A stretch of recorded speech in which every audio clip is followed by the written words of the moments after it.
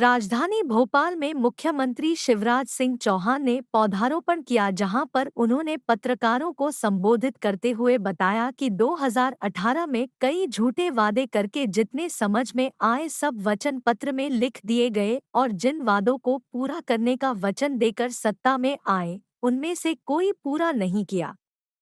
यही सच मैं जनता के सामने उजागर करना चाहता हूं कि कांग्रेस झूठ बोलती है, कमलनाथ झूठ बोलते हैं, जो कहते हैं वो कभी नहीं करते।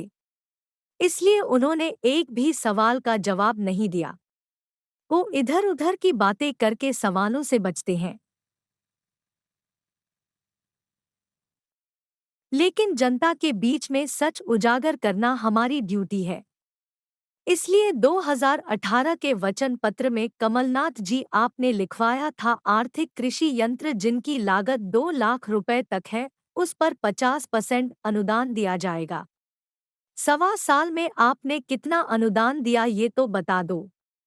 एक ढेला नहीं दिया। अनुदान देने की तो दूर की बात है, कई योजनाओं के अनुदान बंद कर दिए। मुझे पता है कि वो फिर से ट्विटर की चिड़िया उड़ाएंगे। हालांकि उनके नेता ही आजकल उनके हाथ के तोते उड़ा रहे हैं। हाथ जोड़ते हुए तो कहीं दिख नहीं रहे हैं, लेकिन आपस में जरूर युद्ध शुरू हो गया है। सबको नमस्ते जय हो आपकी। और विशेषकर बेटियों को।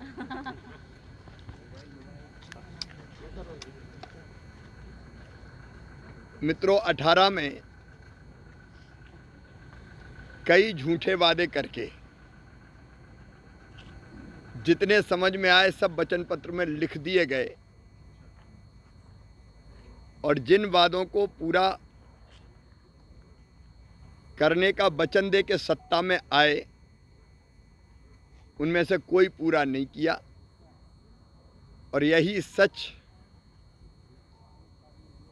मैं जनता के सामने उजागर करना चाहता हूं कि कांग्रेस झूठ बोलती है, कमलनाथ झूठ बोलते हैं, जो कहते हैं वो कभी नहीं करते।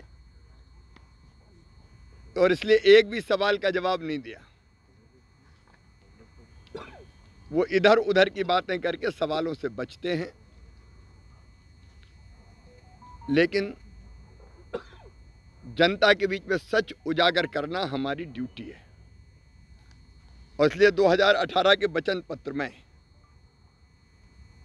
कमलनाथ जी आपने लिखवाया था आधुनिक कृषि यंत्र जिनकी लागत 2 लाख रुपए तक है, उस पर 50% अनुदान दिया जाएगा। सवा साल में कितना अनुदान दिया ये तो बता दो कमलनाथ जी। एक ढेला नहीं दिया। अनुदान देना तो दूर की बात है, कई योजनाओं के अनुदान बंद कर दिए। और इसलिए मुझे पता है कि वो फिर ट्विटर की चिड़िया उड़ाएंगे। हालांकि उनके नेता ही आजकल उनके हाथ के तोते उड़ा रहे हैं।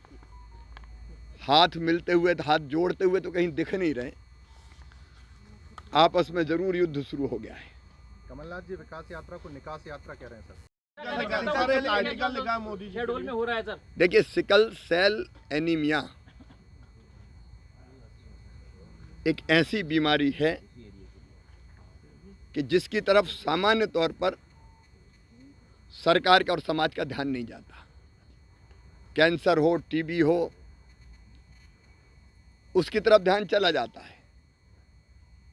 लेकिन sickle cell anaemia silent killer की तरह आती है और वो जिस परिवार में आ गई उस परिवार को तबाह कर देती है। इसलिए जरूरी है कि इस बीमारी की तरफ ध्यान दिया जाए। प्रधानमंत्री जी संवेदनशील है, इसलिए सिकल सेल एनीमिया की किसी ने मांग नहीं की कि इसमें बजट होना चाहिए।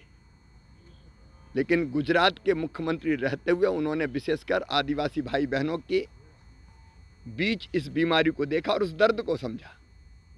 गुजरात में भी उन्होंने योजना बनाई थी, मध्य प्रदेश में हमने योजना बनाई, लेकिन प्रधानमंत्री जी ने जो तय किया है कि 7 करोड़ लोगों की स्क्रीनिंग की जाएगी, क्योंकि कई को पता ही नहीं चलता और कई बार जिनको सिकल सेल होता है, अगर उनकी शादी हो गई तो बच्चों की ज़िंदगी भी फिर इस बीमारी से ग्रसित होके तकलीफ देह बन जाती है। और इसलिए स्क्रीनिंग का काम, बीमारी पहचानना और फिर उसके निदान का प्रयास करना, ये पीड़ित मानवता की बहुत बड़ी सेवा है। और इसलिए मैं माननीय प्रधानमंत्री जी को इसके लिए बहुत बहुत धन्यवाद देता हूँ। धन्यवाद सर।